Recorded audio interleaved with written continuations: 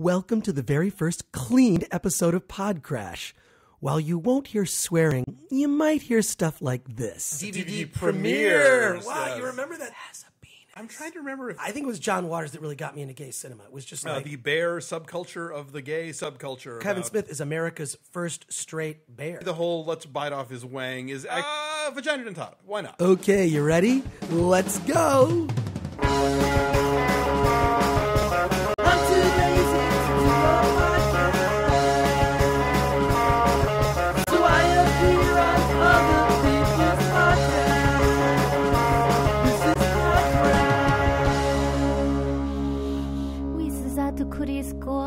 Welcome to the show, folks. This is another edition of PodCRASH. I hope you're enjoying your summer. I sure am, because summer is when all these other people are outdoors and I'm indoors watching movies for the most part. I happened to see Snow White and the Huntsman, and you'll hear what I thought of it on a podcast that I recently did called Linoleum Knife, which is hosted by Alonso Duralde and his partner Dave White. Before we get to that, a couple of plugs. Let's see. First of all, a lot of plugs. I am doing 2 shows this week as part of the LA Improv and Comedy Festival. Comic Book Live, Wednesday, June 6th at 11 p.m. Glory Stories, which is Saturday, June 9th at 9:30 p.m. Both shows are at IO West in Los Angeles at 6366 Hollywood Boulevard. You can get more info at facebook.com/podcrash. I'm also doing another live PodCRASH, crashing the Defective Geeks. That's Saturday, June 23rd at 7 p.m. at the Comic Bug in Manhattan Beach. Admission is free. More info, facebook.com/podcrash. Also, doing a stand-up show the very next night, DC Pearson's show. It's the Little Modern.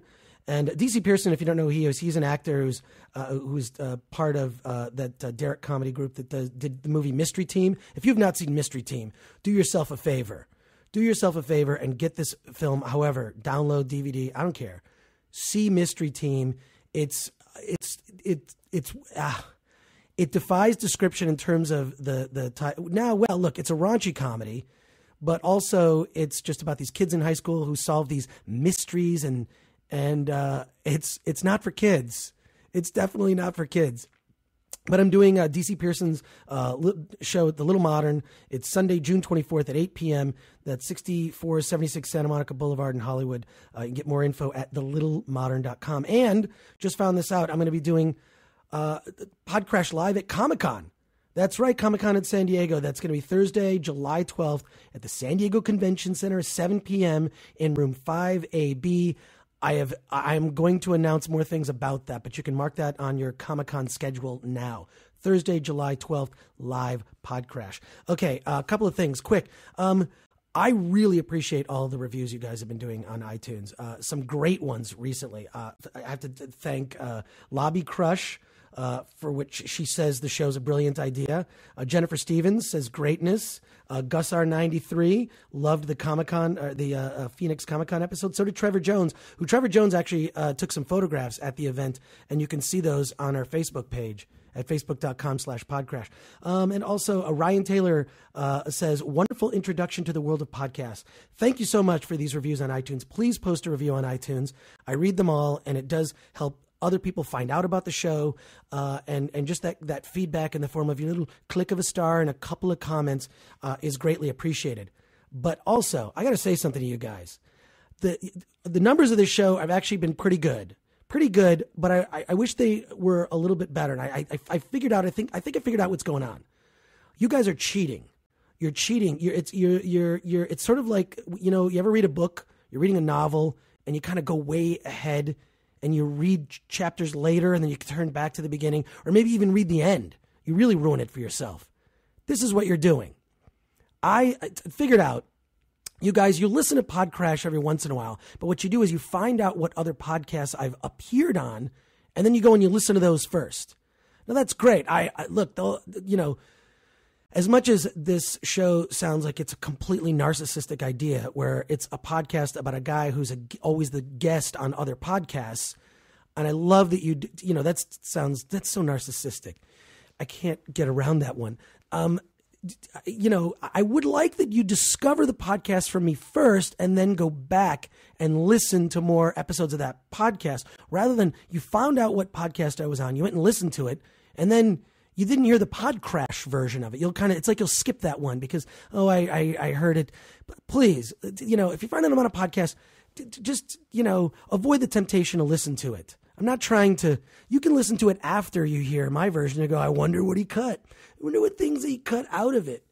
I'd like to listen to the entire thing. So actually, this podcast that I did, Linoleum Knife, I actually just did yesterday. So it's fresh, and I'm recording this today. What is today? It's Sunday, June 3rd. Right. So, okay, this is when I'm actually recording this. I recorded it a day ago. The reason I want to run it right now is because we talked about Snow White and the Huntsman and other films that opened recently, and that's what Linoleum Knife is about. It's about recent movie and DVD releases. So I'm not gonna let you cheat and go ahead. You're gonna listen. Hopefully, you're listening to this. Then you go back and you can see what I cut out of it, and you can see, I guess, what I chose as the highlights, and sort of glean from that what you will. So the other thing is like, as I'm looking at all these dates that I'm plugging of stuff, and I'm doing all this stuff around LA, and just did that one thing at the Phoenix Comic Con, which was awesome, by the way. Definitely want to thank all of the fans who came out for that. But I'm willing to travel. In fact, I love to travel.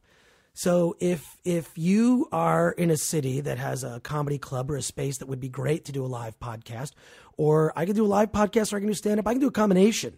That could be how I actually expand my repertoire, is instead of just doing the little 20 minutes of stand up that I've got, which I got a little bit more than that, but I'm not sure it's ready yet. So, but I could do that, and then I could do a podcast. That would be kind of fun. Okay, so any I don't care what the city is. It's in fact the stranger the better. The weirder, the better. I've traveled. I used to travel all over to film festivals, and I still do on occasion. But I'm more excited about the stuff I'm doing now in terms of just being able to connect with people via this podcast and introduce them to this new medium. All right, let's get to Linoleum Knife. A linoleum knife. Now, the term. I mean, we know what a linoleum knife is. If you actually have ever put in tile in your kitchen, it's to cut linoleum. I know, weird. But if you ever saw the Aqua Teen Hunger Force movie, which was amazing, there's a sort of a death metal song that opens the movie, where they talk about, if it's all this rant about like, shut up, watch the film, or I'll cut you with a linoleum knife. That's how I feel sometimes when I'm at the theater and somebody wants to completely ruin the experience by texting or talking or doing something stupid. Please don't do that, because the person may in fact have a linoleum knife. So inspired by that, Alonso Duralde and his partner, and by partner I mean Alonso's gay, and so is his partner Dave White, who's also writes about film. In fact, it would be weird if they were partners, married, and one of them was not gay. I would think that would be really strange. It would be weird if but I'm pretty sure both of them are gay. They're definitely a cute couple. Well, Dave happened to be out of town, and Alonso asked me if he'd come over to his apartment in North Hollywood to record a podcast, and I said yes. And I will say that going to Alonso's apartment was refreshing, because I thought I had a lot of stuff and a lot of books and a lot of analog media. He's got a lot. He and Dave do. And all of it's great stuff. Books, I saw lunch boxes and thermoses, great collection of stuff. So surrounded by this stuff, Alonso and I talked film. And of course, typical of any movie conversation, it diverts into a lot of things, sometimes life. So I really hope you enjoy this. And Dave and Alonso, not just one of the cutest gay couples, one of the cutest gay film reviewers. And I'm so happy that Alonso had me on the show. Linoleum Knife. Watch it, or I'll cut you with it. So very excited. We've had a chain of illustrious guest co-hosts on this show, but perhaps no one with the showbiz bona fides of today's guest. He is the founder of Film Threat, which was the game-changing movie zine back when there were zines, back before there was an internet. You've seen him on TV. You've heard him Remora-like attaching himself to other podcasts because that's his new gig on his new show, PodCRASH. Please welcome Chris Gore. Wow, Alonso, first of all, when you were starting with this whole big hype about this person that was going to be on the show, I thought, where are they? I want to meet that guy. He sounds so accomplished. I certainly don't feel that way. Don't be so modest. I've always said that you and Chris Hardwick are the guys who really pioneered the idea of monetizing nerd. Yeah, he's done a pretty good job. I will say Hardwick's done a great job. I don't know that I've monetized it as I've just sort of, I can't be anything else. So whenever anyone else is trying to put me in a box of, you're going to be this, I don't do well at that. I really do well at nerd is where my core is. And I think that where, when I had the opportunity to be on G4 and just talk movies and be used in other ways on that network, on Attack of the Show, it was great. It was these are my people. That's where I really felt like I began to build an audience. Because even amongst the indie film crowd, they could be a little snobby sometimes. It can be a little snooty. Right. And I was the guy that I would go to Sundance and then I'd go to Comic-Con. And then after a while, I'd start to see these guys in San Diego from Sundance. I'm like, what are you guys doing here? They say, well, what are you doing here? It's like, I've been coming here for 20 years. On my own dime. Yeah, because I've been coming here since the early 90s. Where have you been? When it was an actual comic book convention at a college. Right. Why are you here? So, a quick thing. Something I cut out that actually is really cool is that Alonso and Dave start their podcast by playing music via a cassette player. And it actually sounds really good. I mean, I'm sitting here editing in GarageBand and dropping in clips of music that are recorded in, and they've got just a little cassette, they drop it in and they actually keep the sound of the cassette. So that opens every episode of Linoleum Knife, which I think is really clever. But that thing has really bugged me. Is those sort of latecomers to the nerd thing is bugged the crap out of me because, I do keep my feet in sort of different worlds and I enjoy that, but the thing is that I've just been a lifelong geek. I actually have a photo of myself that because they would combine actually comic book shows with auto show because I growing up in Detroit. So it'd be the auto show, and there's a room where they're selling comic books and showing 16mm prints of old Star Trek episodes. And I remember going to the auto show once, and I was actually Spock for Halloween. Seriously, I painted with Tester's model paint onto a blue shirt. I actually painted my little Star Trek Spock uniform. I had the Spock ears, combed my hair that way, and my mom had a Polaroid she took of me. I was probably about 9 years old in this. I definitely was single-digit aged at the time. So the auto show had Leonard Nimoy and some comic books and stuff. So I went there, went up to Mr. Nimoy, took this little Polaroid photo. He signed it, and it was free. I don't remember having to pay anything at that time. I think the auto show paid him to be there. So I've got this it's a Polaroid of me signed by Leonard. Now I think to get his signature, it's got to be a couple $100. I know Shatner's pretty expensive. Okay, so look, I never play the beginning part where someone introduces me. I just thought Alonso's was so sincere and I was so embarrassed by it that I thought you might enjoy that. Okay, all right, back to Linoleum Knife. Movie talk.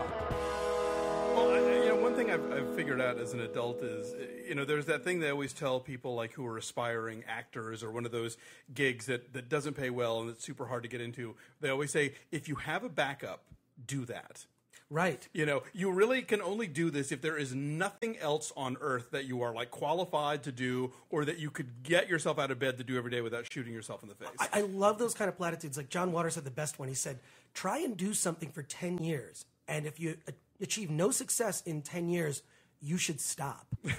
So I think that's really sound advice. Look, if you've been struggling for a certain period of time to be successful in a certain medium, whatever artistic thing you choose, and you're not having any luck at it, it's probably a good idea to consider other options. But for myself, I feel like what I've always tried to do is kind of fit my interests with a way to make money with my interests. Mm-hmm. That's kind of where Film Threat began, and then everything else is I'd like to see a cartoon show that did this thing, that had this kind of story and was different than the kind of other BS that you see. So everything that I've created is I just want to see it. If I end up making money at it, great. If I don't, I'm not going to kill myself with stress. So now tell us a little about PodCRASH, which I thought when I first heard about it, I just thought was Oh, sorry, I'm trying to be all smooth here, but there's no I cannot multitask. First of all, but wait a second. I love this because like all the things, like putting the cassette in for the music at the beginning, I love because I like anything, and this comes from, I guess, indie, because everything kind of is just being real. I think being real, I think that also translates to comedy. I think it translates also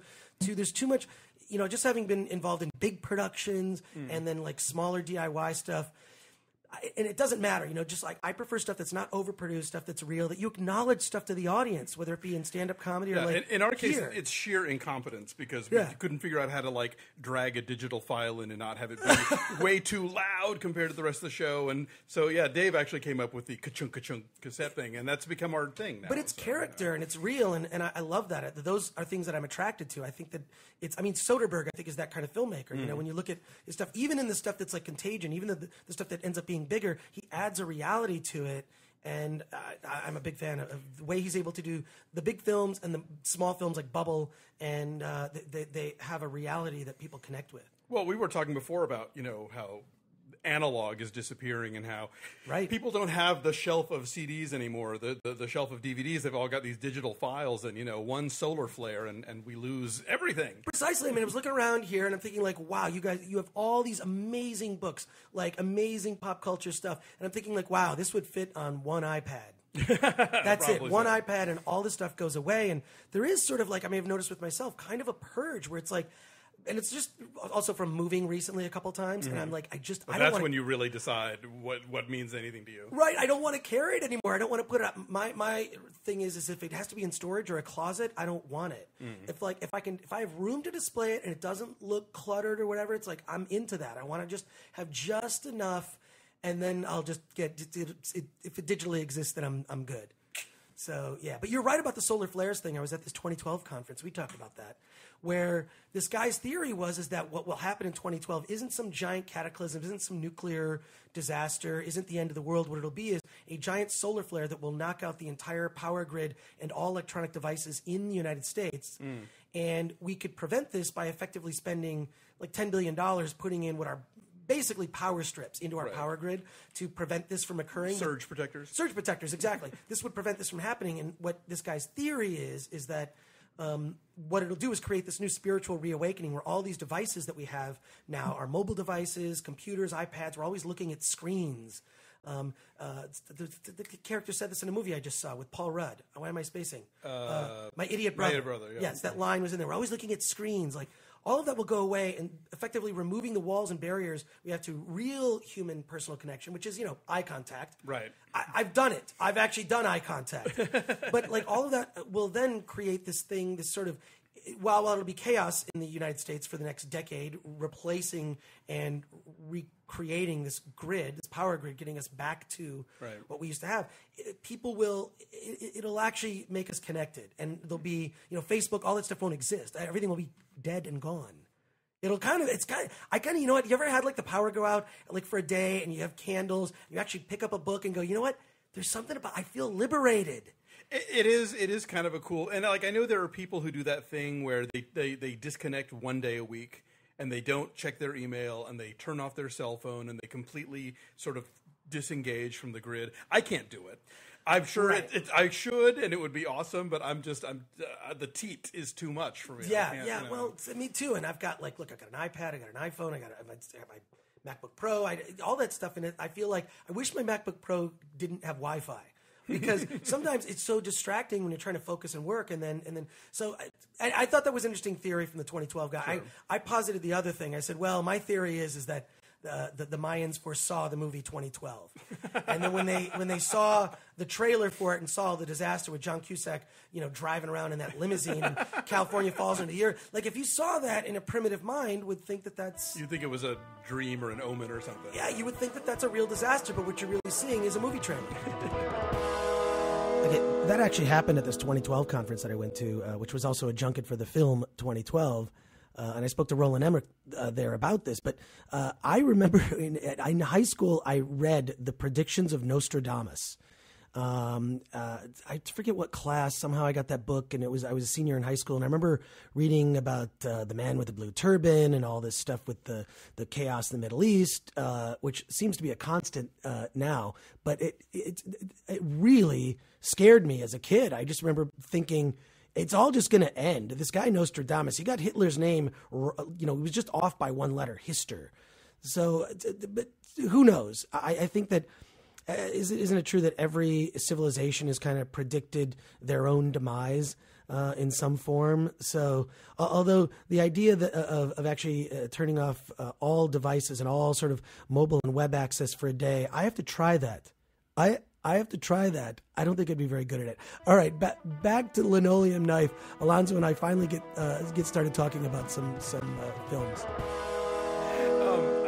Do you watch Doomsday Preppers by chance? No, what's that? That's a Dave White favorite. It's on like National Geographic. I forget, some cable channel that should be doing something classier than Doomsday Preppers. But right. It's a reality show about people who are convinced that the end times are coming, whether it's the solar flares or a nuke or like the international monetary crisis. Like everybody has their own different scenario, and then it's a question of like how are they preparing. So you've got this guy in New York City who his entire apartment is sort of like disaster proofed, and he's got the giant like body bag size things to store water in, or you have these people that live out in the middle of nowhere and they are completely they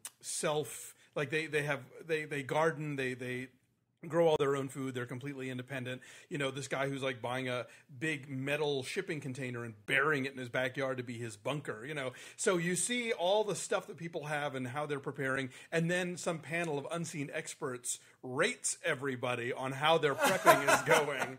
It's crazy because you have this one where they had, the canned goods and the vegetables and the water and the shotguns and blah, blah, blah. But they both weighed 400 pounds. But what's funny is that, my whole thought in hearing you say this is, what's fashion going to be like? Because if it's like Mad Max or most other post-apocalyptic movies, everyone dresses in leather and bondage wear like they're going to a fetish club. And I'm thinking, I don't look that great in that stuff, to be honest. Like, if I'm look on me. Yeah, shirtless with leather and chains, with a collar on, I don't look that great. So I'm thinking, fashion-wise, because you're not going to have access to, washing machines, right? We're not going to be walking around in T-shirts. We're going to be wearing leather and rubber. Or at least that's what the movies have taught me. Yeah, the movies definitely. I think there's a supply of eyeliner that survives the apocalypse. Yes. Apparently, so everybody can be all, Well, I'll be goth and fetish, but I don't look so great in that stuff. So this is my concern: fashion in the post-apocalypse. How will I survive? Well, luckily, I think that olive and olive drab is very flattering to most skin tones. Right. So unless you're like a redhead or something and you need something a little greener, probably something in the camo family, you'll be all right. I'm so light-skinned. I will not do well. Yeah, I was going to say you better have the closet of SPF 40 or something for the end times. Yeah. All right. So one big movie this week and a couple of minor ones, and we both saw Snow White and the Huntsman, which was the worst sequel to Thor I've ever seen. Thor 2 blows. But hey, do you want to start? I don't know where to start. No, I think you should dive in on this one. I will dive in. Someone tweeted recently, I forget who it was, that Kristen Stewart is this generation's Keanu Reeves. Ooh. I kind of think that's true. She definitely has that sort of vapidness where you can ascribe any personality traits that you might think appropriate to her because she is a blank slate. I like her. I think her to me, her acting style is sort of mouth agape because, and it's just literally watch Kristen Stewart. Her mouth is never closed, almost never closed. It's always the sort of half open, and she has those teeth. So I just find her dull. Chris Hemsworth, I think he did the sort of best he could, but he seems so familiar in this role. I thought, well, it's kind of like Thor covered in mud. Yeah, if Thor was cast drunk out, Thor. Yeah, drunk Thor covered in mud, and he really was. It was kind of the same performance without all the arrogance, a little bit of the arrogance, but I just felt that the person who really ruined the movie was Charlize Theron. Charlize Theron. Why did I say Gwyneth Paltrow? They're all going for these roles because she's a ruiner, but not right. But Charlize Theron really was disappointing in it. It wasn't over the top enough to be entertaining, and this film completely. I've never heard of this director. It wasn't over the top enough. Right. Charlize Theron? What I mean is that in order for it to project to the audience that it was comedic, because it wasn't funny, and that's what the film lacked to me. That's true. There was no sense of humor. It was deadpan. It took itself too seriously. It was camp in the traditional sense of the word, in that you can't do it on purpose. Right. So yeah, she's not giving like her big crazy performance is an attempt at giving a real performance, which she isn't doing. Yes! She's being Faye Dunaway, basically, and pinpointed it. Dave liked it more than I did, and he was equating it with sort of like Faye Dunaway, Mommy Dearest, and Elizabeth Berkley, Showgirls. That sort of like no filter, going for the back wall. But to me, it just felt big and unwieldy and kind of hammy. It looks like it's also one of those things where if it was subtitled, people would have liked it better. They're like, I love this foreign film. That's why I think that certain movies translate better in other markets, because we recognize being in the native American English with those accents. It just came off so dry. It was just. And also the thing that also bothered me is how dirty everything was. Everything was mud and black, and the digital effects so stood out as digital to me. The dwarves were the only highlight in the film, like with these weird cameos. Bob Hoskins, Nick Frost. But I couldn't stop looking at the dwarves and thinking, how do they do that? Because you've got Nick Frost and Toby Jones and Ian McShane and Ray Winstone and Eddie Marsan, and the whole time I was thinking, is it their faces grafted onto an actual little person? That's right. It's kind of like how they did the effects with Chris Evans in Captain America, and they made him skinny. Okay. He had a skinny guy. I mean, Chris Evans acted those scenes. They just only used the part with his face. Right. So it's like it's like the guy in The Social Network whose face you'll never see because they put Armie Hammer on it. Yeah. They other another guy. actor. Yeah. And I think that it's they become so good at that. That was the only digital effect that actually was pulled off well. But it was done well. But I found it so distracting because I knew that all those actors were not actual little people. Because Mirror Mirror, which came out a few months ago, which was not very good, but they cast 7 really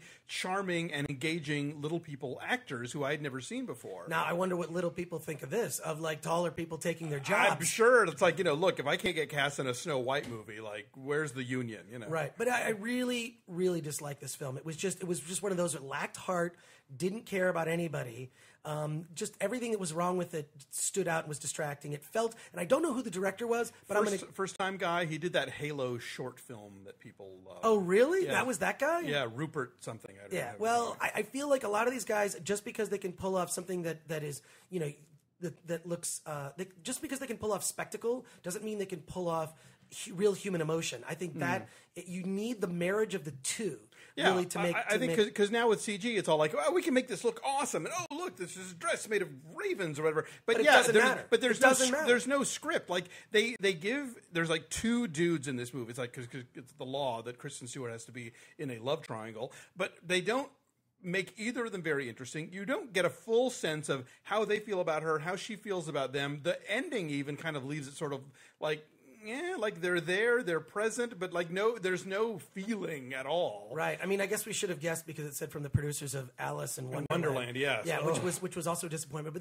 But I really was hoping this would have been the one, because I remember seeing the trailers for Mirror Mirror, which I have not seen, and it just looked so dumb. I thought, are they going for Princess Bride, but the lowbrow version of Princess Bride, like without any of the cleverness? They were attempting to be very arch, and Julia Roberts does not have that brand of humor in her. There's some kind of comedies that she does well, but she does not do the big drag queen kind of thing very well. The only people in that movie that got the joke right were Nathan Lane and the dwarves, and that was it. Like everybody else, like Armie Hammer, bless him, handsome man and a good actor in other films, but so not getting the comedy right on that one. Well, he did follow the one big piece of advice I give to all actors, because I just doing a lot of panels and stuff. I get a lot of people asking, "Hey, what should I do?" My best advice to actors: just be good looking. American actress, an Australian actor, and a South African actress all doing that sort of generic fancy British accent that everybody does in movies when it's supposed to be period or, Well, that's the thing. It's funny because it's fantasy, right? Yeah. So it's fantasy. Who gives a shit? Who gives a shit? It's fantasy. What difference does it make? I guess it's associated. Clean podcast. Oh, sorry about that. It's okay. I'll do okay, you'll bleep it. I'll bleep it. Bleep it. It'll be funny. Yes. it is sort of a generic thing because even in Game of Thrones they do that, but it's not clearly identified. Look, in Game of Thrones they do it. Where are they? Are they on Earth? Who knows? Who knows where they are? Okay, in Snow White and the Huntsman, where are they? What country? True, yeah. It's that sort of, fable-y land. Is it merry old England? Because it's not. It really is. I guess you're right. They just use that accent because that's what we associate with fairy tales. It's just sort of the thing of, you know what?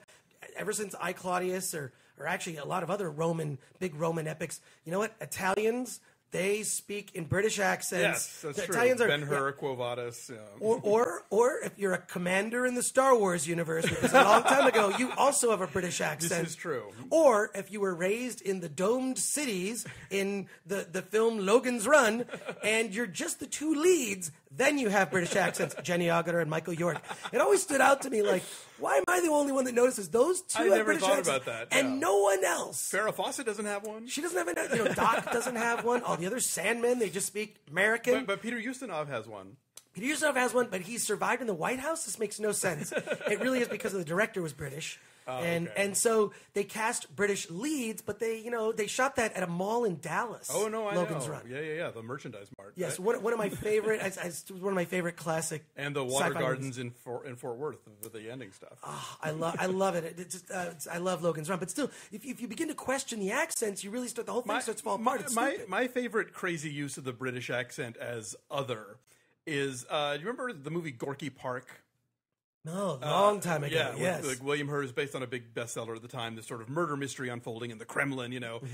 Everybody's Russian, but they all have British accents, which is fine, except for the fact that they cast Joanna Pakula, who is a Polish actress, as the female lead, and she is speaking in an Eastern European accent. So everybody, like William Hurt, all the Soviets are speaking with the generic British accent that we've kind of come to know as foreign, right? But she's doing the real thing, and it was extremely jarring. But now Russians, who are they've been villains in movies now, we kind of know what the Russian accent is. I just think that comes with now movies are much more international, and I feel like because this is a much larger topic about where funding comes from. True. Funding is not from the studios now because they're pretty much Dubai and India. That's why the Mission Impossible was shot in the Middle East, like parts of it. I mean, like these movies need to be international because that's where the funding comes from. So that they need to be more international in flavor, and they have to make more money overseas to turn a profit because they've gotten so ridiculously expensive. So, and not to sound xenophobic, but I mean the American identity, as it is to so-called American films, is dying on the table. It's going away because of where the funding comes from. That true American film is gone. In a sense, am I wrong in this? I'm not going to weep too much for that because I think in a lot of ways we sort of operated in this bubble where it's sort of like us and the rest of the world, and in so many facets of the economy and political structure, I think that a lot of that stuff is shifting right now. Right. We're not the economic superpower that we were from the end of World War II to say 1980. And so I think we are becoming a more international society, and part of that is being reflected in both how movies are made and how movies make their money back. Well, but it's also, and this is what I'm saying is like I grew up watching foreign films. I grew up like reading subtitles. Grew up with filmmakers like Woody Allen.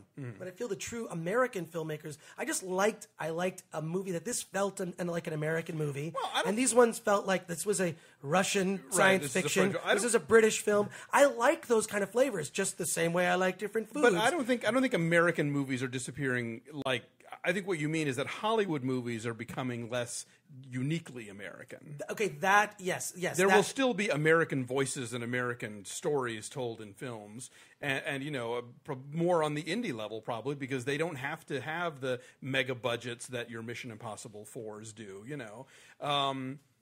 But I think that when the sort of the big schlocky special effects expensive stuff that has to make $1 billion worldwide, that's gonna start having more. There's gonna be more colors in the paint box. Well, it's like two of my favorite characters, Batman and Superman. I mean, the Dark Knight movies are directed and written by British, by a Brit. Right. Batman, acted by a Brit. Superman is executive produced also by Christopher Nolan, Brit. Directed by a Canadian, Zack Snyder, and starring Henry Cavill, who is British as well. So it's weird that's like, here are these iconic American heroes, the myths that we created, our modern myths, right? Like, you know, the older myths are, you know, you've got your Hercules and whatnot, you've got those gods, you've got Jesus Christ, okay? And here's the myths that we created in America were superheroes. That is a wholly American thing. And now, American superheroes are being played by foreigners. But you know what? what? I'm not being xenophobic. I'm saying that maybe their understanding of it is better because they're a step removed from the myth. Okay, I have to apologize. This is supposed to be a comedy podcast. It's supposed to be funny. That got a little too ranty and maybe a little too thinky. But I think the point is interesting, and that's all it is. It's just interesting. I'm not trying to draw something, you know. It's like, I actually think that when you come from a different place, and I mentioned Woody Allen just because I grew up with a variety of exposure to a variety of different filmmakers.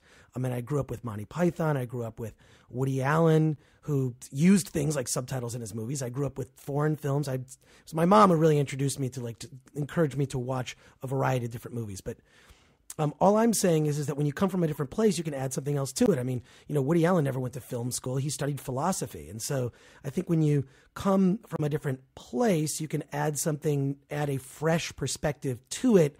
I find it funny that our modern American heroes are played by foreigners. I think it's funny. It's interesting. It started with a conversation about accents. I'm just pointing it out. Maybe it got a little too thinky. Okay. All right. Back to Linoleum Knife. So, yeah, two other movies this week that you were lucky enough not to see.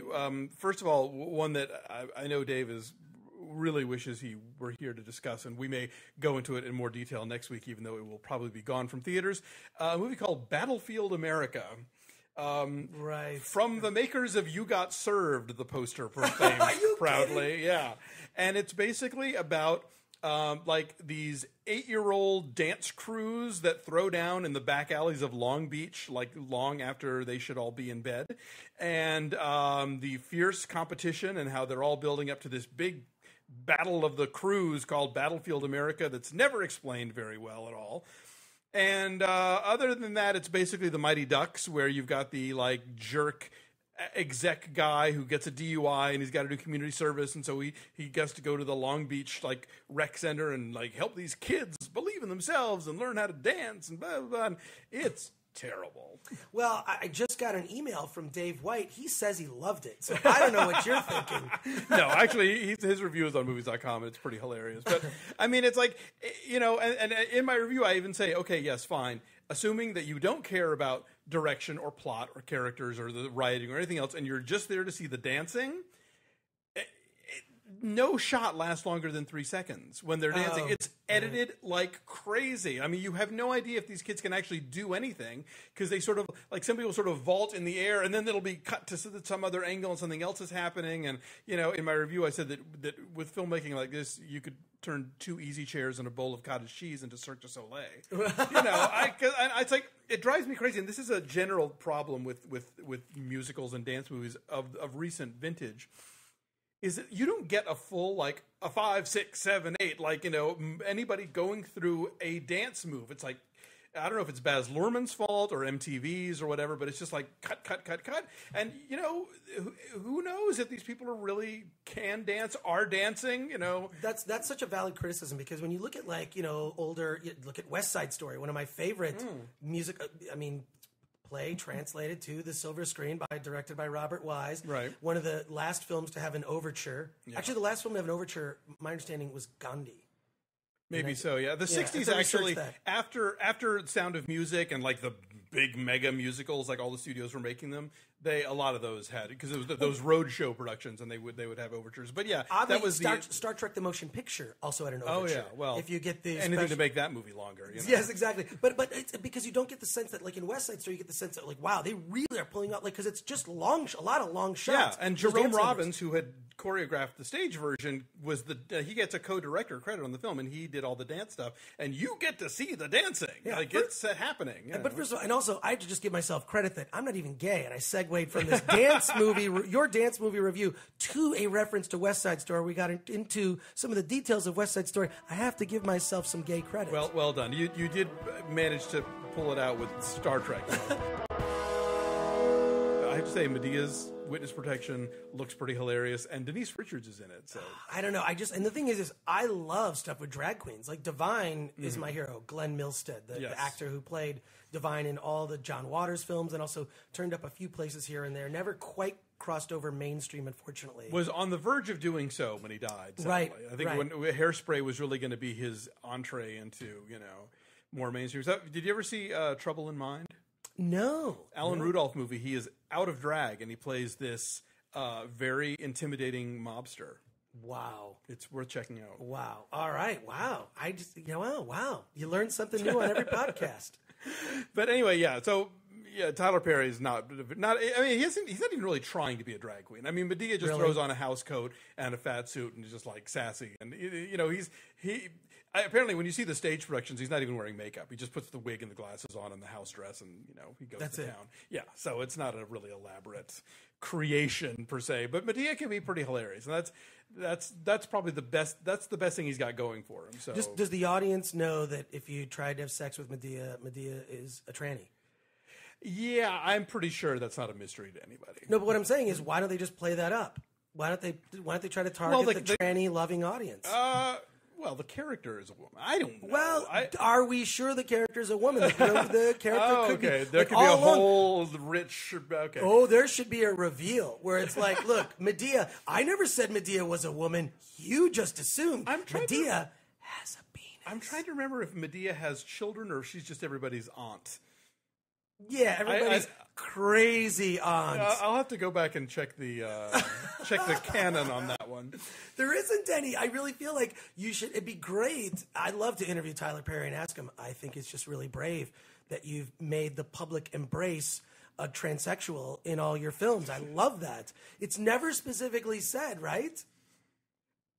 You would know better than I because I've never seen them. You haven't seen these. I'd have to go back and look. I want to say that she's got kids, but I could be wrong. I'll have to wiki this one and find out. If any listeners, if you are more down on the whole Medea family tree, if you watch Meet the Browns on TBS or whatever, and you have insight into this, please share it with us at linoleumpodcast@gmail.com.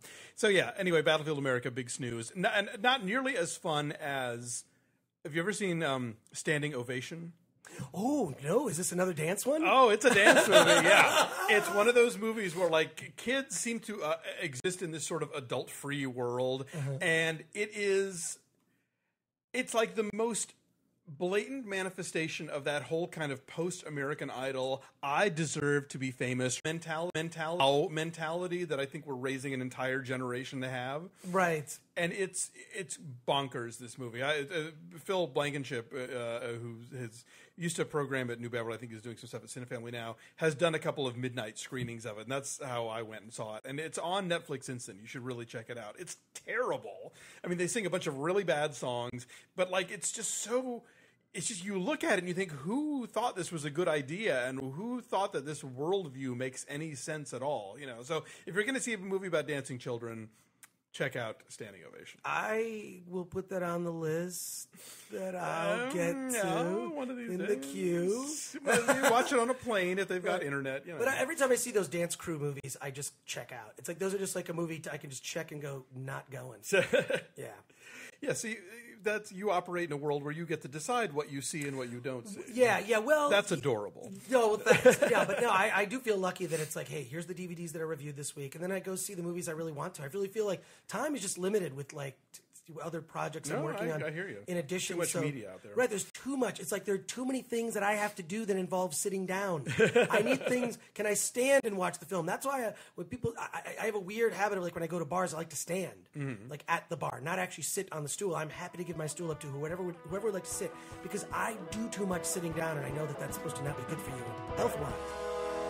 Okay, so I looked this up, and it's absolutely true. I mean, this study's been around for a while, but I also don't like to overreact to stuff like this, because I think pretty much everything kills us. If you're alive past a certain point, you're going to die of something. So choose your poison.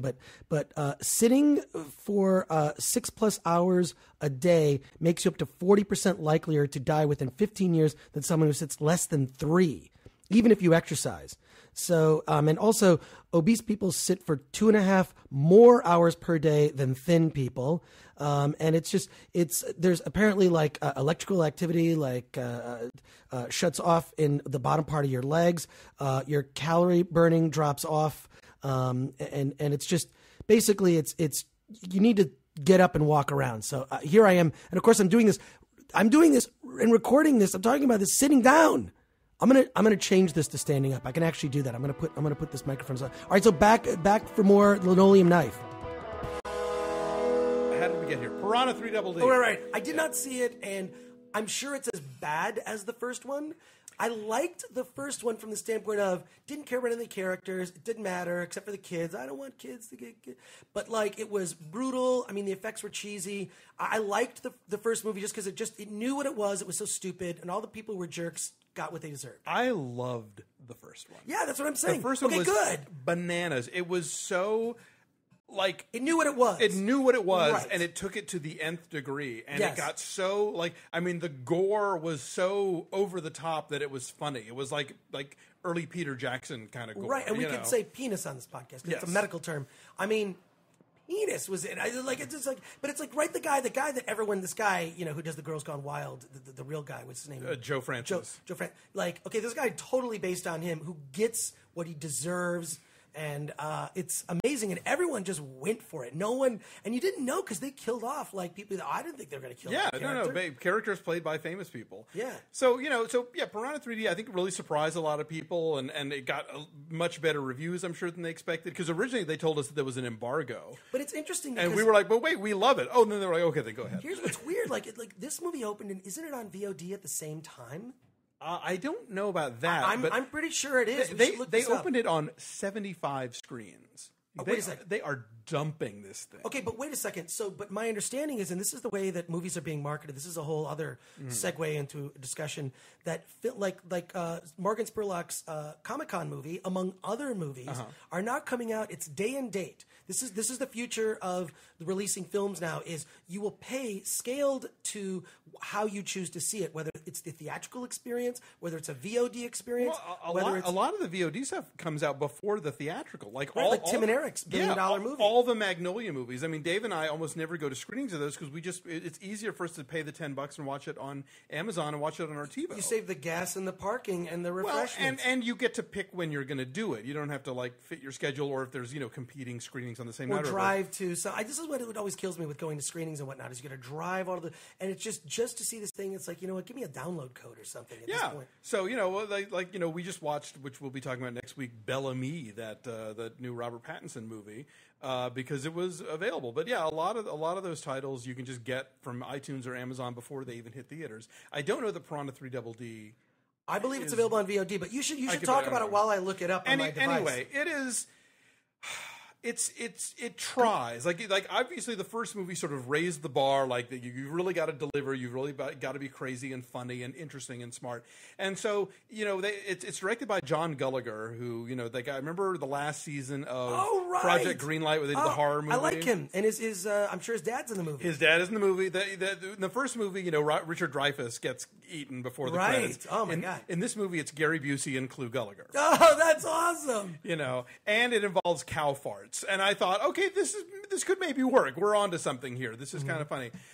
And then it's just like, it's so tired. It's a typical kind of, these sort of horror movie trope characters you've seen a million times, the good girl and the bad girl and the blah, blah, blah. And it just feels so forced, you So know, like because the first one was definitely not. So this in this case, you're saying it just totally feels like it's forced and doesn't. yeah, they're trying. It's like, look at how outrageous we're being. You know, like there's a female character who somehow has a piranha enter her when she is skinny dipping, and she doesn't figure out what it is for a while until We've all met chicks like that. until she has sex for the first time, and you know it gets bitten, and it's like.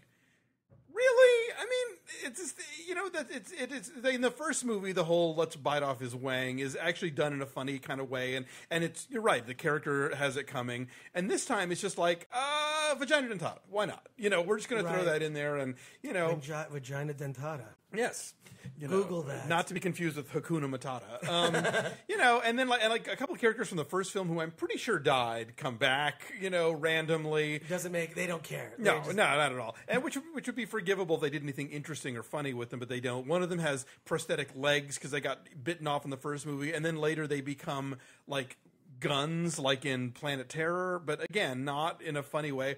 And then it's almost like you can tell in the last 10 minutes, suddenly they're like, oh, we need to up the ante here. So there's like several decapitations in the last 5 or 10 minutes of the movie, where it's sort of like, oh, we need to cram this in here really quickly because we've been killing too much time doing other stuff.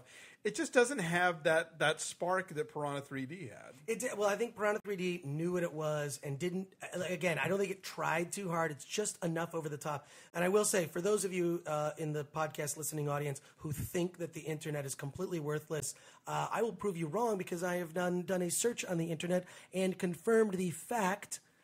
Yes, you can find facts on the internet. It's not all, BS.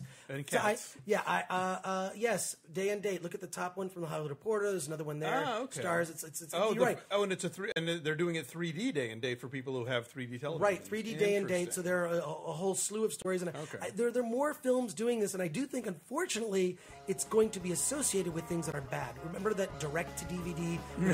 They then tried to change it to DVD premiere. Wow. You remember that? Okay, so that's it for this week's show. And I'm actually standing while I'm recording this.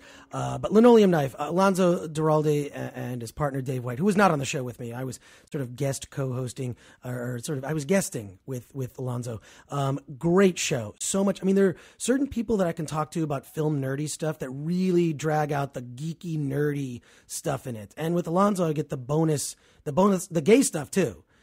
All kinds of fun gay conversation, which I quite enjoy. So that's sort of a plus 10 XP on that.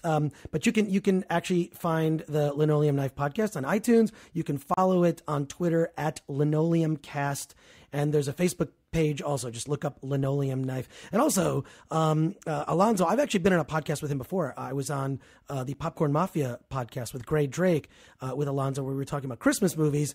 It's an old episode of PodCRASH and an episode of Popcorn Mafia as well. But Alonso, you can go alonsoduralde.com, ALONSODURALDE.com.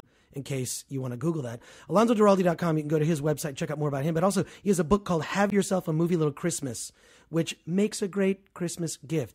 And I just want to thank Alonso for trusting me to crash his podcast. It was a blast. It's a blast because, I mean, although we were going to talk about 3 movies and some DVDs and whatnot, but then it just segued to, this is probably the most movie references of any podcast I've ever been on, and you only heard the highlights from me. So just want to thank Alonso for that. It was a blast. And also, hey, you can follow me on Twitter at that Chris Gore. Follow the show at PodCRASH Show. And you can like us on Facebook. Go to facebook.com/PodCRASH. And remember to go to iTunes, give us a review, give us what you think we deserve. Wait a sec, that's a bad straight line. You're probably going to turn that into something awful. Just, look, give us 5 stars if you think we deserve it. But really, comments in iTunes do help us because advertisers pay attention to that. And speaking of that, we have no paid advertisers. Whenever I do a plug, it's just sort of for stuff that I like or friends of mine who have projects that I'm trying to help out. So if you're interested in advertising on this show, you can send an email to podcrashinfo@gmail.com. We are seeking advertisers, and I'm trying to work on a thing where you can not only advertise on the podcast, but we'll tweet about your thing. But it's also got to be something that really fits the audience of the show. I'm not just going to advertise soap. Although soap wouldn't be so bad if it was some movie related soap. Like Fight Club soap. I've actually got a thing of Fight Club soap. I bought it on eBay way back when, but you can actually find Fight Club soap. If we were advertising Fight Club soap, it'd be cool, but just any soap, no. So there you go. So that's it for this week. And as I am fond of saying on every episode, as we end PodCRASH with a let's get out of here! You shot yourself? Yes, but it's okay. Marla, look at me. I'm really okay. Trust me. Everything's gonna be fine.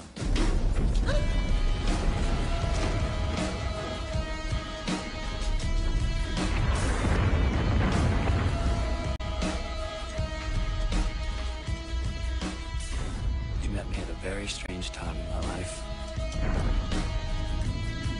With your feet on the air,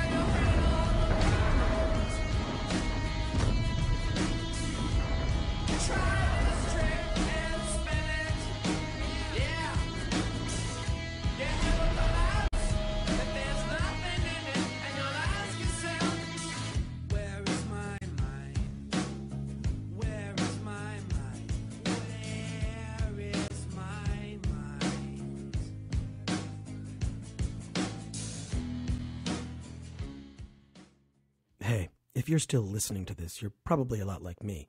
You're the kind of person who stays through the end credits of a movie. We're a lot alike. That means I like you. For that, you shall be rewarded. If you send a self-addressed stamped envelope to PodCRASH with that Chris Gore, 5042 Wilshire Boulevard, PMB 1500, Los Angeles, California, 90036, you will get in return a surprise. And this is for a limited time. I'm going to stop doing that. Also, if you keep listening, you'll get a little Easter egg, a little bonus piece of audio where I talk about a very fun time I had going to the movies. Later. And then, in the 70s, we just talked a couple of weeks ago, they celebrated the 35th anniversary of Star Wars opening. And that movie opened on, 8 screens? 8 screens. Oh, I remember, and one was in Detroit. It was at the Americana Theater in just outside of Detroit, and I saw it there. I think it was like a day after it opened, because it opened on a Wednesday, which was weird. Right. It's like May 25th on a Wednesday. I saw it I think that Friday. And the only reason I saw it is because I didn't know what it was, except everything I saw in the commercial. It's got spaceships and aliens. I just want to see that. I didn't see it for I think probably another couple weeks, month, because I remember it opened in one theater in Atlanta, and it opened downtown or on the other side of town from where I lived, and I was in the burbs, and I didn't really know what it was, and I certainly, I was 10, so I wasn't driving or anything. And you didn't want to go downtown because you're white. No, it wasn't like that. It just wasn't. There were movie theaters near us. Why would we go to that one? We have a caller online. Hey, if you are still listening to this, you are a hardcore fan of PodCRASH, and for that I salute you. See me at any of the live PodCRASH events. Just say, let's get out of here. I'm buying you a beer. Thank you for continuing to listen to the very end of this audio file. This is amazing. This is great. And, because you're still listening, you're going to be rewarded again. Here's another bonus piece of audio from the Linoleum Knife podcast with Alonso Duralde. This is a story about my very good friend, filmmaker Malcolm Ingram. Later. Malcolm Ingram, who hosts the Blowhard podcast every week, his latest documentary, Bear Nation, just came out on Kino Video, and it is a documentary about the bear subculture of the gay subculture, about dudes. What would you know about that? I know. It was a whole new world to me. It's dudes with a little extra poundage and some hair on their face and elsewhere, and how they exist in the world and in the world of gays. Kevin Smith, who is the executive producer, is interviewed in it and talks about sort of discovering that he was a bear icon. And now he's kind of Kevin Smith is America's first straight bear. Pretty much, yeah. He's a straight bear. He talks about going to the I think Malcolm took him to International Bear Rendezvous in San Francisco, and he said it was he walked into a room and it was the first time he ever had felt like sexualized in front of all these people. Like he was the Marilyn Monroe of the room. It was amazing. Wow. And then he interviews Bob Mould and lots of other people. It's a fun movie. It's worth checking out. Well, on that note, if I could throw in a DVD recommendation, Malcolm's first documentary, also executive produced by Kevin Smith, Small Town Gay Bar. Yes, very fine film. Such a great film, and I'm sure it's on Netflix and your sources for DVD and or VOD, but just look up Small Town Gay Bar. A brilliant documentary about gay bars that are in places in the country, where it might be dangerous to actually just go there. And what's fascinating is seeing the history of these places. And, you hear they tell all these stories of abuse of just going to that bar makes you marked potentially for death. Yeah, well, and how back in the day, the local preachers would write down all the license plate numbers in the parking lot and then read them out on the radio. Yeah, no, it was horrifying. I mean, we live in L.A., which is a fairly evolved city. Sure, we have our share of jerks, we don't. I don't know. It's something I guess we don't really think about here. And when I was watching it, I mean, it was just horrified. And then not only that, on a weird note, it's so beautifully photographed. They do these interviews and these sort of portrait. It's almost like portraiture of each of the people that they follow and focus on. And it's just beautifully photographed. And it really was a passion project for Malcolm, which was funny because I knew him when he didn't know he was gay. And I met him at the Toronto Film Festival in the 80s when I was banned from the Toronto Film Festival. He was a volunteer. Do you know the story?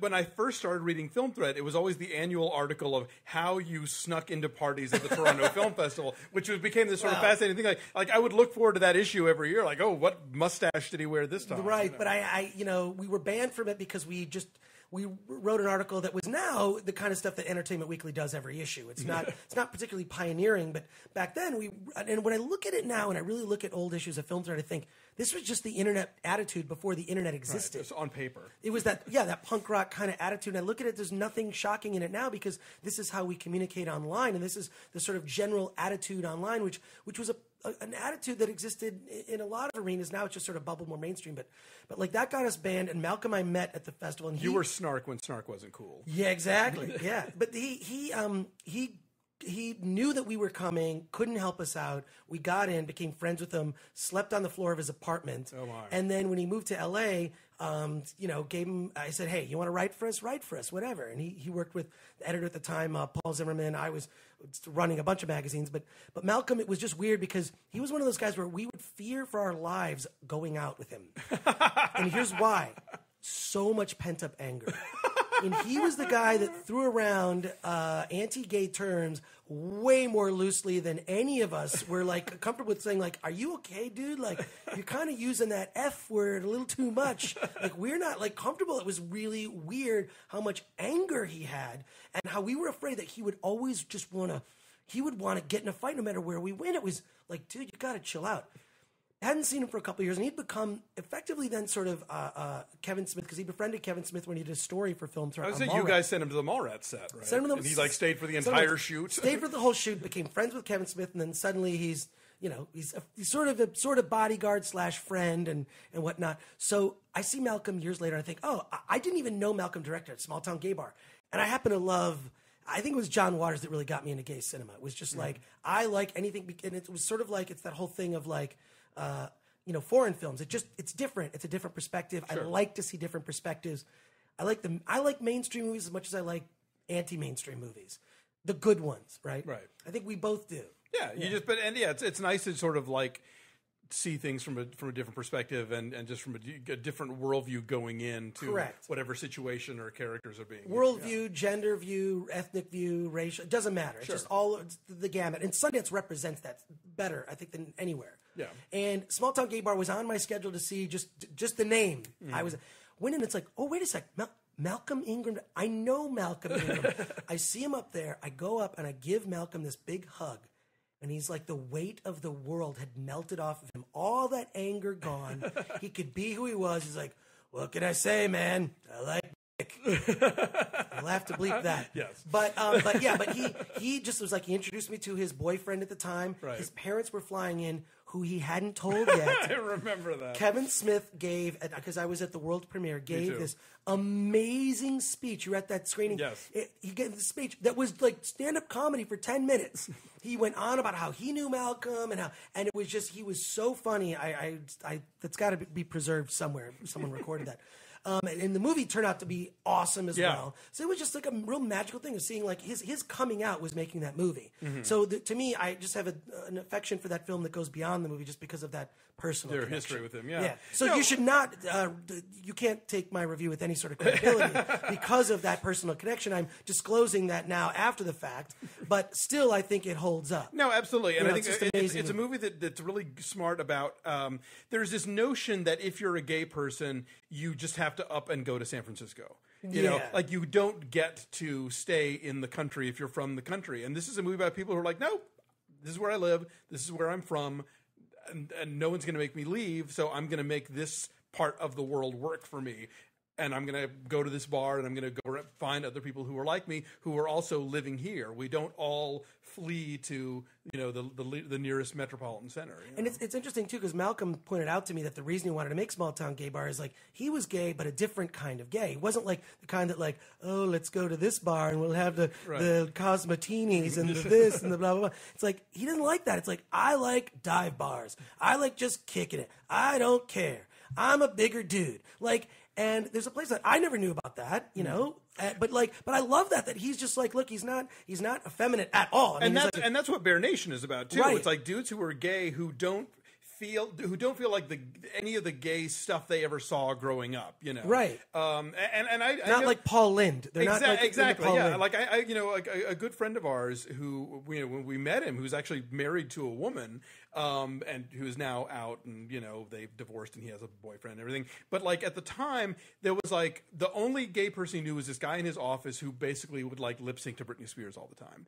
And then it wasn't until he met Dave White that he realized, oh, you mean I can be gay and like these super loud, you know, noise bands and you know crazy art stuff and not dress like that, and you know. So yeah, I think that's what's, you know, if there's any sort of unifying thing for both of his movies, it's the idea of there's a gajillion ways to be gay. There's not just this one sort of advertiser-supported version that we get spoon-fed all the time that is the way you have to do it. You know? Absolutely. Or the cliches that people say about gay is this. Right, exactly. And also, a little caveat, like, I am not gay, and I love gay, not all gay cinema. Some of it is just really pretentious. Yeah, but you know what I'm talking about. There's like so many of those pretentious, like, okay, I get it. But like, I like that kind of cinema because offering an alternative view, and it's not just about being gay, Small Town Gay Bar and or Bear Nation. It's also about being able to be free to be who you are, whatever that is, and that's why I think it's transcendent in that way. It's not just about like gay culture. It's about I found my tribe in a sense. Yeah, exactly, because it's about being an individual even within a larger. You know, like that. Not only do you not fit in with the world at large, you don't even fit in with this subculture that you're supposed to be a part of. Yeah, it's like, and you have to carve out your little corner of it. Right. The way I could connect to that is it's kind of like how Doctor Who fans used to be treated at Comic-Con like 10 years ago when there wasn't this resurgence of Doctor Who.